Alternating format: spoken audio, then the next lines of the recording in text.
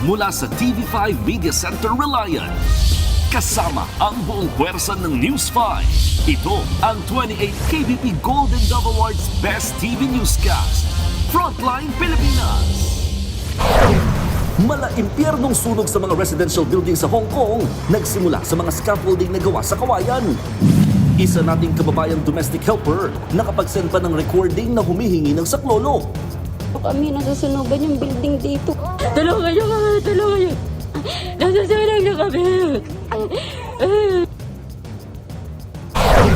Sa Indonesia naman, matinding landslide at baha ang nanalasa.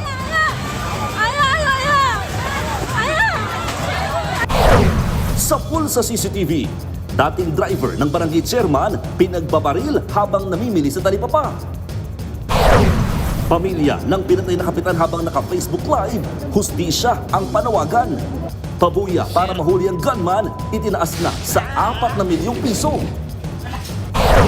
Mga senador na maka-Duterte, full support kay VP Sara na humarap sa budget deliberation.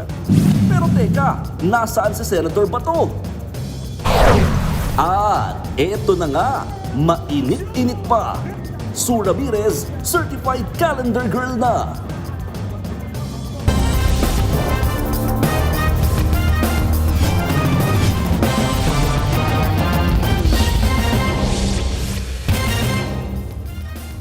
Mahigit 50 na ang patay sa malawakang sunog sa magkakatabing residential building sa Hong Kong. Marami ang natrap sa kanilang kwarto at nasa 300 ang nawawala. Nasa frontline ng balitang yan, si Mon Gualvez. Oh my God, this is crazy. Nagngangalit na apoy ang bumalot sa 8 nagtataasang residential building sa Tai Po, Hong Kong. Pare-pares itong may 31 palapag. Kaya ang baga niyan, nagliliparan at nagbabagsakan. Makapal na usok din ang nadatnan sa lugar. 800 mga bumbero ang rumisponde. Maraming residente ang naiwan sa loob ng kani-kanilang mga apartment complex. Ang 71-year-old na lalaking yan, nakunang naghihinagpis dahil naiwan sa nasusunog na unit ang kanyang asawa. Ang residente naman si Jason Kong, naiwan ang kanyang alagang aso. Ang ilan sa mga residente, walang nagawa kundi panoorin ang nasusunog na mga gusali. Mahigit 900 residente ang dinala sa mga evacuation center. Pero lumipas ang magdamagang pag-aapula, hindi pa rin ito idinedeklarang fire out. Nang ma-fire under control ang sunog, dito na-recover ang ilan sa bangkay ng mga residenteng natrap. Pero marami pa rin ang naiwan sa loob. Ito na ang itinuring na Hong Kong's deadliest fire mula 1948. Nagpahatid na ng pakikiramay si Chinese President Xi Jinping sa Hong Kong. Ipinag-utos niya rin na magpadala kaagad ng tulong sa mga nasunugan. Ayon sa mga otoridad, pasado 2:00 ng hapon kahapon nang masunog ang bamboo scaffolding sa isang ginagawang gusali sa Wang Fung Court Complex. Dahil tabi-tabi ang mga gusali, mabilis kumalat ang apoy. Halos 2,000 apartment units ang natupok. Bagamat inaalam pa ang mitsa ng apoy, posible raw na sa mga chemical ng construction site ito galing. Lumalabas din na hindi sumunod sa fire safety standards ang renovation dahil binalot ng bamboo scaffolding ang mga gusali na may plastic sheeting na posibleng dahilan kung bakit mabilis kumalat ang apoy. Ayon sa Hong Kong Police, 3 na ang naaresto for suspected manslaughter. Ang naturang apartment complex ay isang government-subsidized housing na itinayo noon pang 1980 kaya isinasailalim ito sa matagalang renovation. Nagbabalita mula sa Frontline, Mon Gualvez, News 5. Naglabas ng mga ebidensya ang Navotas Police para patunayang hindi nila tinorture ang 2 lalaking inaresto sa kasong murder. Pero naninindigan ang isa sa mga inaresto. Ginulpi sila at set up lang umano ang mga ipinakitang ebidensya ng mga pulis. Nasa frontline ng balitang yan, si Carrie Cator. Kuha ang CCTV footage na ito sa Barangay Bangkulasi sa Navotas noong November 3 kung kailan may nangyaring pagpatay sa lugar. Kita ang riding in tandem na itinuturong nasa likod ng krimen. Nagpaikot-ikot muna sila sa lugar. Kinagabihan, nangyari na ang aktwal na pamamaril. Napatay ng riding in tandem ang 2 lalaking nasasangkot umano sa ilegal na droga. Ayon sa Navotas Police na aresto na nila ang gunman na kinilalang si alias Mark at rider na si alias Oliver. Pero mariing itinanggi ni Mark ang paratang. Ginulpi umano sila ng mga pulis para pumirma sa ginawa nilang extrajudicial confession. Ipinakita pa ni Mark ang sugat sa ulo niya na mula raw sa mga nanakit na pulis. Kinupot po yung yung ulo ko po. Tapos pinalo po ako ng matigas na bagay sa ulo. Tapos po sinakal po ako ng panbel. Sa tindi pangaraw ng pagkakapalo sa kanyang ulo, nawalan ng malay si Mark. Nangyari yung pagpalo sa iyo bago mo pirmahan. Opo. 8 pulis ang inireklamo ni Mark.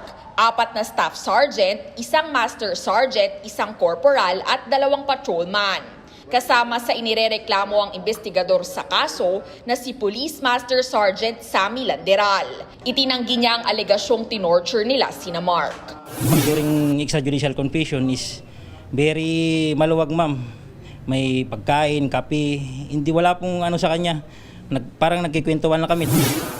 Ayon pa sa hepe ng Navotas Police, diversionary tactic lang ito ni Mark para mapawalang sala sa double murder case. It's a form of harassment sa ating mga pulis. Kung palalabasin kasi na tinorture to at sinabi na sinupot, so mabaliwala yung lahat ng mga sinabi niya na una. Ito ngayon yung mga nag-utos sa kanya, mabaliwala na rin. At para patunayang hindi sila ng torture, inilabas din ng mga pulis ang video recording ng extrajudicial confession ni Mark noong November 9. Makikita raw dyan na walang pamimilit o pambubugbog. Pero nanindigan si Mark na ginulpi siya. Set up lang daw ang video ng extrajudicial confession. Pinagsuot pa nga raw siya ng sombrero para maitago ang sugat sa ulo. Sana po managot din po sila kasi halos mamatay-matay na po ako sa ginawa nila, ma'am. Handa naman daw ang mga sangkot na pulis na sagutin ang reklamo. Nagbabalita mula sa Frontline, Carrie Cator, News 5. Showbiz, eto na nga! Mga kapatid, eto na nga ang mga umaarangkadang showbiz balita ngayong Huwebes. Pagkatapos ng 9 na taon bilang Loini, it's now Mr. and Mrs. Alonte. In a series of Instagram photos, nag-share si Ronnie Alonte ng moments mula sa kanilang kasal ni Loisa Andalio. Last week lang nang mapabalita ang engagement ni Ronnie at Loisa kasabay ng kanilang 9th anniversary. 2016 nang maging magkarelasyon ang dalawa, but it was only in 2018 that they made it public. Susunod, sa pulsa video, droga, ginawang palaman sa pandesal para ipuslit sana sa ospital sa Bilibid. At Jake Cuenca nag-quit na raw sa pag-inom at paninigarilyo. Abangan ang lahat ng yan sa pagbabalik ng Frontline Pilipinas.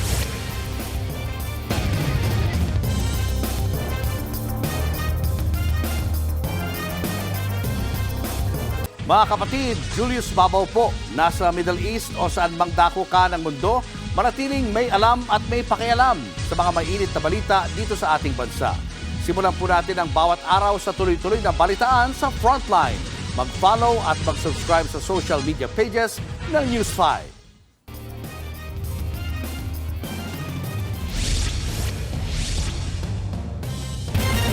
Tinapay na naging bato pa. Yan ang eksena sa Bureau of Correction matapos mabistong may palaman na droga ang ipapasok sanang pandesal. Sa kuha ng CCTV, makikita ang babaeng opisyal ng New Beloved Person Hospital na may bitbit na plastic ng tinapay. Nang inspeksyonin sa entrance, nabistong may palaman pala itong droga. Agad inaresto ang personnel. Base sa investigasyon, lumilitaw na ginawang courier ng droga ang isang PDL, ang correction officer. Agad ding ni-raid ng Bucor ang kulungan ng PDL na kinilalang si Reynald Dizon. 33 sachet ng droga ang nakuha sa kanya. Inalam din kung may relasyon ang PDL at ang nahuling personnel. Sasampahan ang personnel ng kaukulang kaso.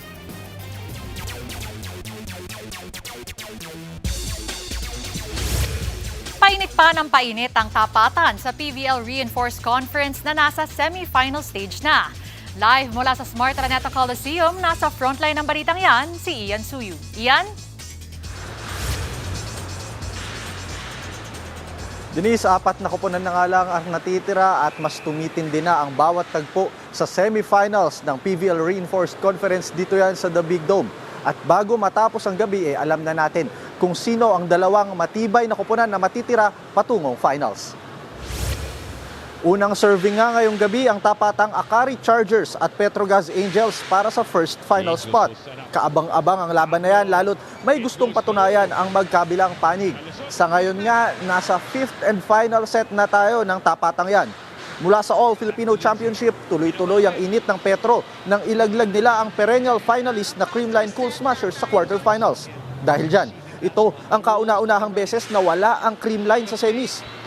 Good news din para sa Petro fans dahil naglalaro na ulit si import Lindsey van der Weide matapos ang injury noong nakaraang laro. Pero ang Akari naman, punong-puno ng kumpiyansa matapos ang kanilang stunning victory kontra sa top seed na Farm Fresh Foxes. Kahit nagtapos bilang pang-8 sa prelims, bumomba ang Akari at ginulat ang lahat ng ma-sweep ang Foxes. Matinding paluan din ang inaasahan sa kabilang pairing sa pagitan naman yan ng PLDT High Speed Hitters at Zeus Coffee Thunderbells. Mula sa kanilang impressive performances sa preliminary round, mabilis na dinispatcha ng dalawang yan ang kani-kanilang quarterfinal assignments. Pinaka-inaabangan ang pagtatapat ng top imports na sina Anastasia Bavikina ng PLDT at Ana De Beer ng Zeus Coffee. Denise, ang magwawagi nga ngayon, diretso na patungong finals, pati na rin sa Battle for Bronze Medal. At magaganap po yan sa linggo dito pa rin sa Big Dome. Abangan natin kung sino makakuha ng first spot ngayong gabi. Yan muna ang latest mula dito sa Araneta Coliseum. Denise? Maraming salamat, Ian Suyu. Susunod, Senator Amy Marcos inalmahan ng mahal na presyo ng concert ticket ng Coldplay. Kahit daw, laos na ang banda. At Alex Ayala sasabak sa unang Women's Tennis Association Tournament na gaganapin dito sa Pilipinas. Yan at iba pa sa pagbabalik ng Frontline Pilipinas.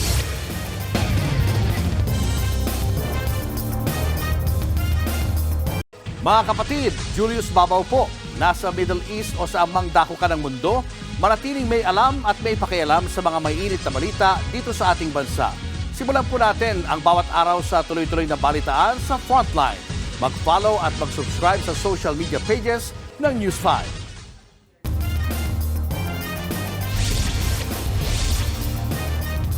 Kinwestiyon ni Senator Raffy Tulfo ang sobrang mahal na presyo ng mga concert tickets sa bansa.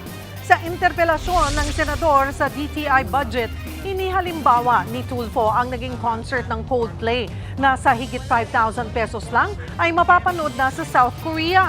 Pero dito sa Pinas, umabot daw ito ng higit 19,000 pesos. Sang-ayon naman ang sponsor ng DTI budget na si Senator Amy Marcos na imbestigahan ang issue. Palagi nangunguna ang Pilipinas pagdating sa pinakamahal na concert tickets. Lamang na lamang tayo. Pero this time, siyempre lahat tayo gusto tayong lamang. Pero this time, ayokong malamang tayo. Tinataga naman yung kabataan lalo. Yung Coldplay, hindi dapat ganyan kamahal. Medyo laos na rin sila. Naabutan ko pa yun eh. Kaya... 2024 nang mag-concert sa Philippine Arena ang Coldplay kung saan nanood pa si Pangulong Bongbong Marcos kasama ang First Family.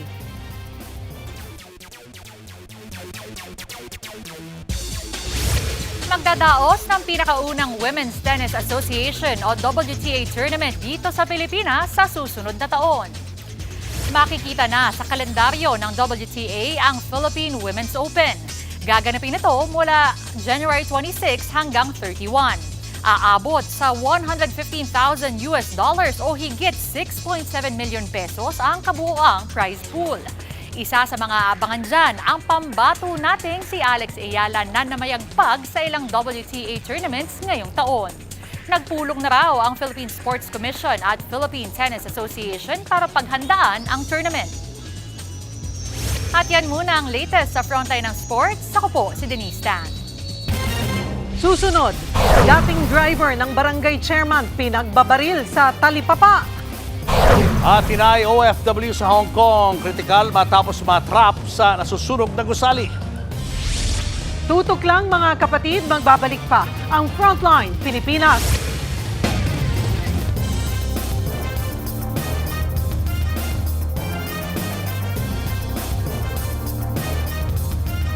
Mga kapatid, Cheryl Cosim po. Nasa Estados Unidos, Canada o saan mang dako ka ng mundo, manatiling may alam at may pakialam sa mga mainit na balita dito sa ating bansa. Simulan natin ang bawat araw sa tuloy-tuloy na balitaan sa Frontline.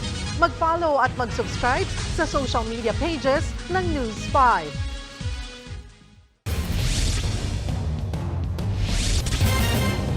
Dead on the spot ang dating driver ng barangay chairman matapos paulanan ng bala sa isang talipapa sa Cavite. Ang buong pangyayari sa pool sa CCTV. Nasa frontline ng balitang yan si Gary De Leon. Bumibili lang ng isda at karne ang lalaking yan sa isang tindahan sa barangay Salawag sa Dasmariñas, Cavite noong Martes. Maya-maya, isang motorsiklo ang dumating saka huminto sa harapan ng tindahan. Tinapatan ng rider ang bumibiling lalaki saka walang habas na pinagbabaril. Bumagsak sa gilid ng kalsada ang biktima. Napatakbo naman ang mga tindera. Sa isa pang anggulo ng CCTV, sa pulang paghinto ng motor sa tindahan, makikita rin ang pagbunot ng baril saka pinaulanan ng bala ang target. Dead on the spot ang biktimang si Jervy. Nadamay rin isa pang lalaking bumibili lang. Natamaan siya ng bala sa paa. Pagsukli ko po sa kanya, nakita ko na lang, minarinig na lang po kami lahat ng putok ng barel. Tapos nakita ko na lang si Kuya paglabas ko, nakahilata na po dyan siya sa harap.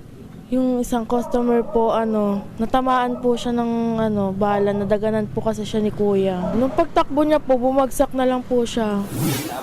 Ayon sa Dasmariñas Police, posibleng personal na alitan ng motibo sa krimen. Dating driver daw ng isang barangay captain sa lugar ang biktima.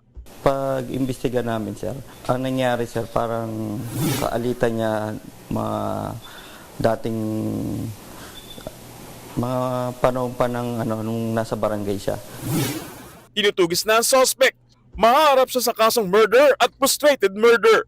Nagbabalita mula sa Frontline, Gary De Leon, News 5. Kritikal ang lagay ng isa nating kababayan matapos matrap sa nasusunog na building sa Tai Po, Hong Kong. Kinumpirma rin ng Philippine Consul sa Hong Kong na may isa pang Pinoy na kumpirmadong nawawala. Nasa frontline ng balitang yan, si Camille Samonte. Magdamag na inapula ng 800 bombero ang nagngangalit na apoy na bumalot sa 8 residential building sa Tai Po, Hong Kong. Hindi tuloy maiwasan mangamba ng mga Pinoy na may kaanak na OFW sa nasabing bansa. Kami nasusunugan yung building dito. Na-stuck na kami sa room. Ang usok na dito sa loob. Hawak ko yung baby. Ang OFW sa Hong Kong na si Rodora Tunacao nagawa pang makapag-send ng voice recording sa kanyang pamilya matapos matrap sa nasusunog na building. Nasa 13th floor siya ng gusali kasama ang kanyang employer at alagang sanggol na 3 buwan pa lamang. Ang sumunod na voice message ni Rodora. Tulungan niyo kami! Tulungan niyo! Nasusunog na kami! Matapos yan, hindi na nakontak ng pamilya si Rodora. Sobrang pag-aalala ang naramdaman ng nanay at mga kapatid ni Rodora, lalo pat nitong November 25 lang pala siya dumating sa Hong Kong. Hindi po makapaniwala sa nangyari na first time niya sa Hong Kong, kakaumpisa niya lang sa trabaho. Then ganun, makaka-receive kami ng record galing sa kanya na sobra na nangihina kami. Hanggang ngayon, sobra pa rin kami nag-aalala. Ngayong araw, nakatanggap na sila ng tawag sa ospital na pinagdalhan kay Rodora. Medyo critical. Mayroong kaunting operan sa kanyang eardrums sa tainga niya. Then, yung lungs, sobra. Sabi, kailangan ng mahabang pahinga ng katawan niya dahil sa sobra na napasok, madaming napasok na usok na langhap ng kapatid namin. Kinumpirma rin ng Philippine Consul General sa Hong Kong na dinala na sa ospital ang OFW na si Rodora at nagpapagaling na. Sa ICU siya. Unfortunately, hindi siya pwedeng dalawin pa until 7 p.m. So, and also at that time, she was admitted unconscious daw. Sinabi rin niyang mayroon na ring isang Pinoy na kumpirmadong nawawala. Alam natin yung pangalan, syempre, pero of course, we don't want to cause anxiety rin sa kamag-anak. Siguro po, we will touch base first with the family, para makausap sila. Umapela naman ang migrante Hong Kong sa Consulate General na tiyakin ang kaligtasan ng mga apektadong kababayan doon. Sa inilabas naman na pahayag ng Department of Foreign Affairs kanina, sinabi ng ahensyang nakahanda itong magbigay ng assistance sa mga makukumpirmang Pinoy na apektado ng sunog sa Hong Kong. Nagbabalita mula sa Frontline, Camille Samonte, News 5.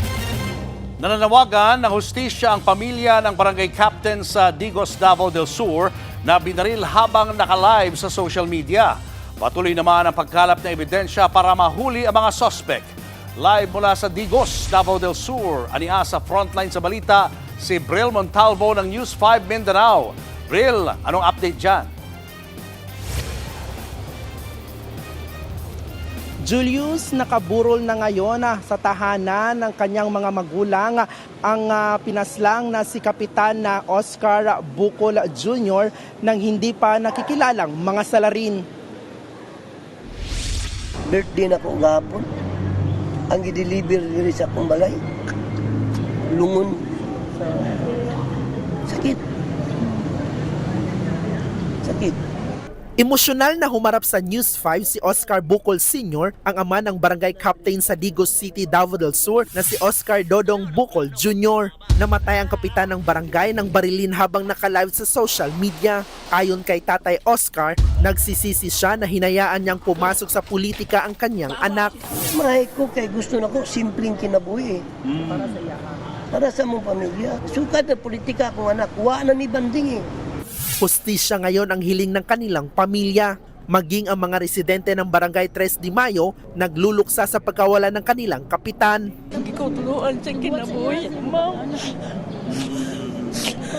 Nagpaabot na rin ang pakikiramay si Vice President Sara Duterte sa pamilya ng kapitan. Nakakalungkot daw na pinatay si Bucol na ginampanan lang ang karapatang magpahayag patungkol sa korupsyon at politika. Naka-half-mast ngayon ang watawat ng Pilipinas sa labas ng Barangay Hall ng 3 de Mayo habang ipinagluluksa ang kapitan. Tinututukan na ng isang Special Investigation Task Group ng PNP ang kaso.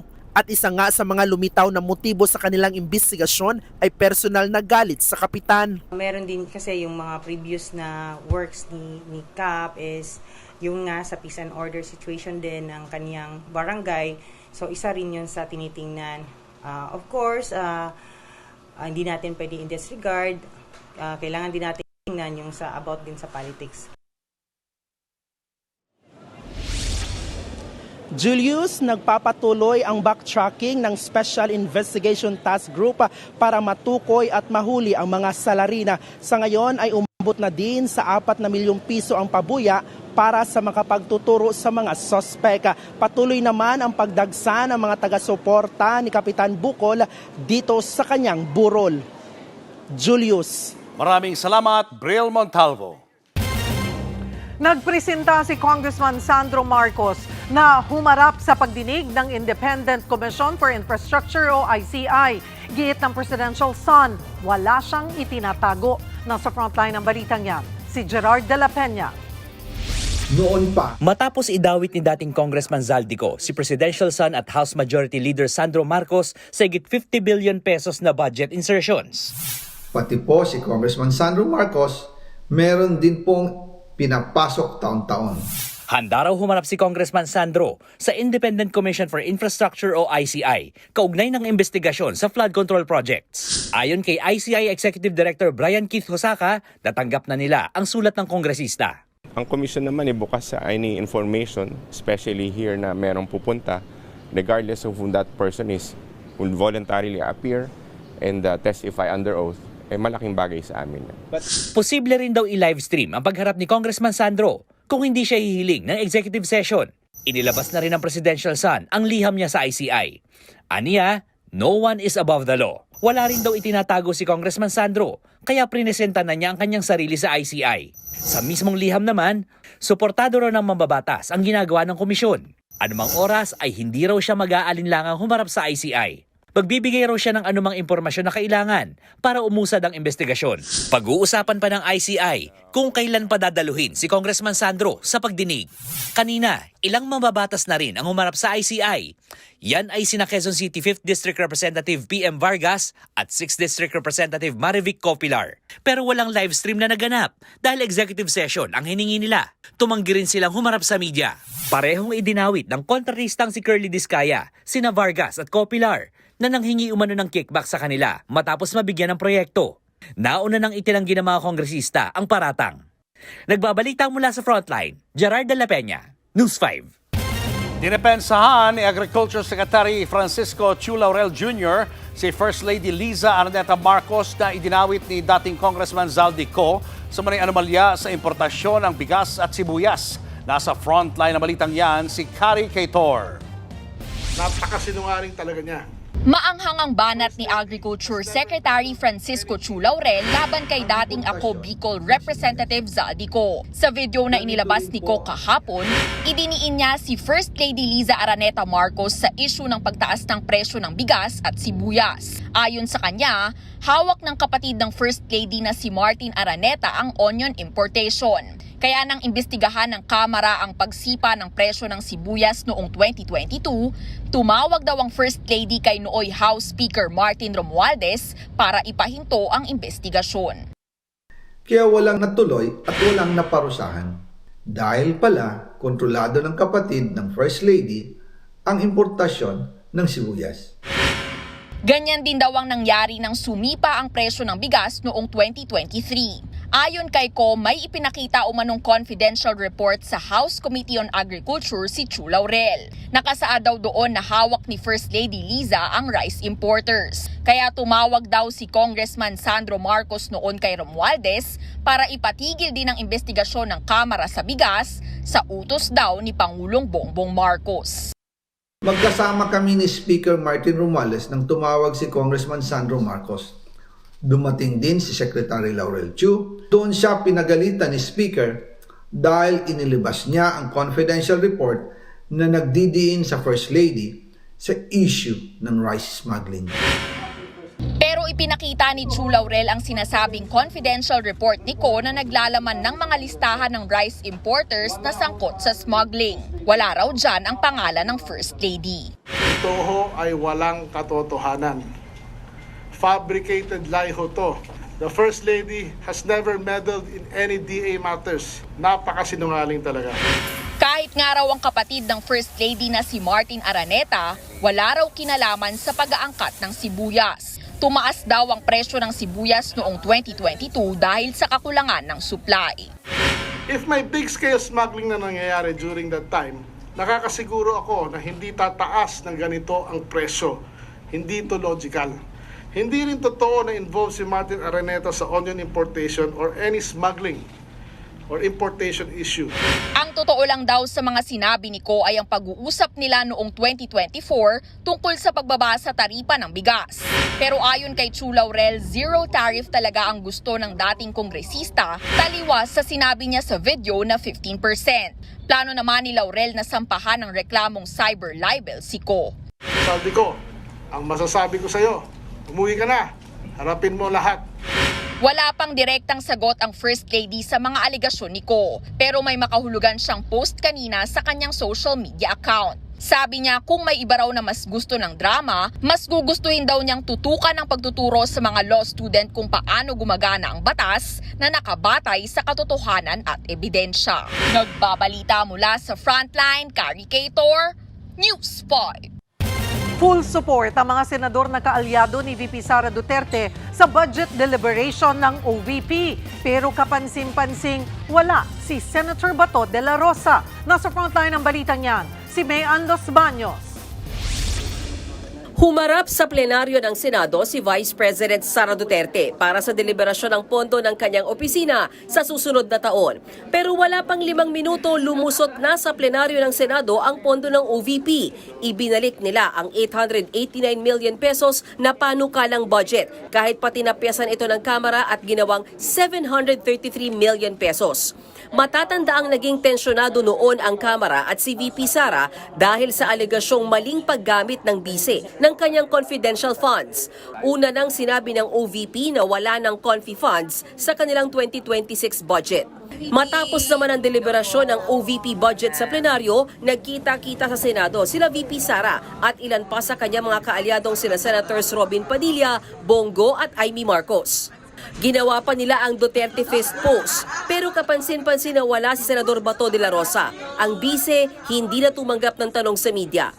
What do you make of Zaldico's statements in the president? Wala na akong questions. Thank you. Next year na. Thank you. Sa maikling presko, nagpasalamat ang bise sa Senado sa pagpasa ng OVP budget. Ayon naman kay Finance Committee Chairman Win Gatchalian, ngayon ang huling araw ng budget deliberations dito sa Senado. Nakatakda sana si Senator Bato de la Rosa na mag-defend ng budget ng Department of National Defense, pero absent pa rin siya hanggang ngayon. Samantala, planong isa lang sa period of amendments ang pambansang budget sa susunod na linggo. Hindi pa pumapasok si Senator Bato de la Rosa simula nang mag-resume ang sesyon. Kay SB yung kay Senator Bato lang, nagpaalam po ba siya na absent siya even budget day? Hindi, he has not gotten in touch with me since the break. What do you make of it, SB, na hindi siya nagpaalam? Pwede po yun, SB? Oh yeah, malalaki na sila. It's their own lookout. Ayon pa kay Senate President Soto, hindi magandang absent ang senador na magdedepensa ng budget ng isang ahensya. Hindi okay yun. Sana, kung hindi mo kaya, hindi mo dapat hiniling na makuha mo yung chairmanship niya. Sa ngayon, wala raw nakikitang parusa si Soto sa mga nag-a-absent na senador. Hindi rin daw nanghingi ng tulong si Bato kay Senate President Soto tungkol sa umuugong na arrest warrant ng International Criminal Court laban sa kanya, kaugnay ng drug war. Nagbabalita mula sa Frontline, Mean Los Baños, News 5. Showbiz, eto na nga! Mga kapatid, eto na nga. Ngayong darating na Pasko, bibida po sa mga sinehan si Papa Piolo Pascual sa Metro Manila Film Festival entry na Manila's Finest.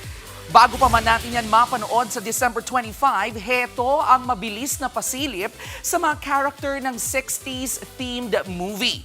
Kabilang po dyan ang nagbabalik pelikulang si Ariel Rivera. Gaganap ding mga pulis sina Rico Blanco at Joey Marquez. Contrast naman ang character sina Jasmine Curtis Smith at Rica Peralejo. Tampok din po sa pelikulang ilang rising stars led by Ashton Olviga. And of course, our very own kapatid stars, Cedric Juan, Kiko Estrada, Dylan Menor, Inday Fatima, and Pearl Gonzalez. Eto pa nga, sa panahong uso na ang artificial intelligence, ibinida po ng TV5 ang mga 2026 programs and services para ipromote ang human connection at future ng media beyond the headlines. Sa katatapos lang na Media Specialists Association of the Philippines o MSAP Congress, prinesent ni Good Morning Kapatid host at Frontline Pilipinas anchor Andre Felix ang 2026 lineup ng TV5. Highlight po nito ang mas malalaking news at public service specials, mas interactive na entertainment at reality shows, at mas malawak na sports at live events na dadalhin sa iba't ibang lugar, combining cutting-edge technology at totoong kwento ng ating mga kapatid. Susunod, malaking bahagi ng komunidad sa Indonesia natabunan ng lupa dahil sa matinding landslide. At Sue Ramirez, official calendar girl na. Tutok lang mga kapatid, magbabalik pa ang Frontline Pilipinas.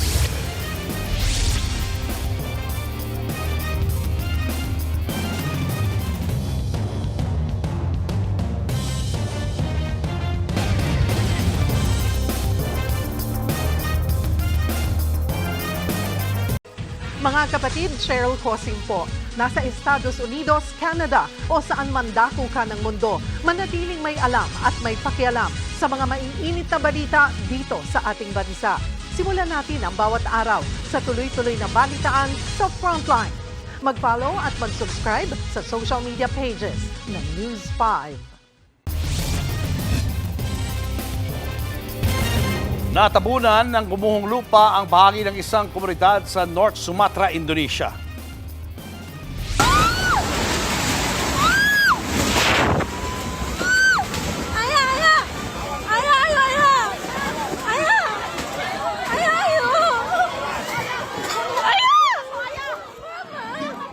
Napasigaw at naiyak na lang ang ilang residente habang nilalamon ng lupa ang mga bahay at bahagi ng kalsada. Nag-deploy na rin ang rescuer para hanapin ang mga posibleng biktima. Bukod sa landslide, nalubog din sa baha ang lugar. Nasa 46 ang patay sa baha at landslide. Kabilang sa nagdudulot ng walang patid na ulan sa Indonesia ay ang Typhoon Koto o Bagyong Verbena dito sa Pilipinas. Showbiz, eto na nga! Mga kapatid, eto na nga. Nag-quit na raw sa pag-inom at paninigarilyo ang aktor na si Jake Cuenca. Sa programang Men's Room ng One News, ikwinento ni Jake kung gaano siya kalakas uminom at manigarilyo noon. Mula nang huminto siya sa bisyo, naging maayos daw ang kanyang dental health. Paglilinaw pa niya, hindi veneers ang kanyang ngipin. Like if you're a person who doesn't have a budget to fix your teeth, fix your lifestyle. It's free. Ito pa nga, dream come true para kay Sue Ramirez ang mapili bilang calendar girl ng isang liquor brand. Ano naman kaya ang say ni Dominic Roque sa sexy photos ng kanyang kasintahan? Nasa frontline na balitang yan, si News 5 Entertainment Correspondent Von Belinari. The street siren is in! Fearless, strong, unapologetic. Opisyal nang ipinakilala si Sue Ramirez bilang calendar girl ng isang liquor brand. Si Sue nakipag-rakrakan pa sa mga hit song ng ilang OPM band habang inirarampa ang iba't ibang tema ng kanyang post. Kwento ni Sue, halos 8 taon niyang hinintay ang pagkakataong ito. Talagang never say die. I really prayed for this. And minanifest ko, talagang kaliname ko na alam ko balang araw magiging calendar girl ako. Approve naman daw sa boyfriend ni Sue na si Dominic Roque ang pagiging calendar girl niya. Hindi siya nangingialam sa mga bagay na gusto ko at saka talagang supportive siya sa akin. I'm ready to do anything. At this point, I'm 29. I'm very fearless and I want to make more meaningful roles. And speaking of roles, painit na ng painit ang mga eksena ng karakter niyang si Mel sa teleseryeng What Lies Beneath. Napapanood yan gabi-gabi sa Todo Max Primetime 5 ng TV5. Nagbabalita mula sa Frontline, Von Belinario, News 5. At yan nga po ang ating mga maiinit na showbiz update ngayong Webes. See you tomorrow mga kapatid. Ako po si Jervy Wrightson. Tamang-tama, no? Si Sue at ikaw may kayo, movie kayo sa Netflix. Tama po. Panoorin niyo po ang Flower Girl. Number 1 yan sa Netflix film. Number 1. Sisave ko yan for the weekend. Oo. Comedy film. Oo. Mukha nga, nakikita ko eh. Oo. Kasi number 1, talagang yun. Paulit-ulit mo makikita yun sa Promise, Netflix. magre-report kami sa'yo pag talagang natawa kami. Pero number 1 eh. Iba ka talaga? Ibang Di ako si level. Song Bida. Kasali ka rin doon. Thank you po. Abangan niyo po ulit kami bukas dito sa TV5 sa 1PH, RPTV, True TV at 105.9 True FM. Kami ang inyong mga kapatid sa balitaan at public service. Walang iwanan sa Frontline Pilipinas.